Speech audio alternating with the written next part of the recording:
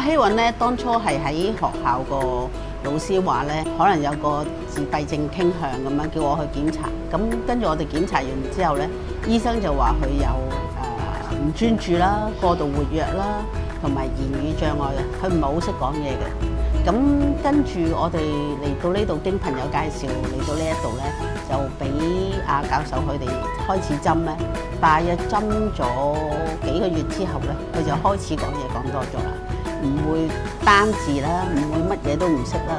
咁啊，跟住就到而家啦，針咗大約3年左右，已經越嚟越多嘢講。當初都幾擔心佢唔識講嘢，咁點算咧？第日佢大個咗又點樣咧？你中唔中意黃教授咧？中意啊，有幾中意啊？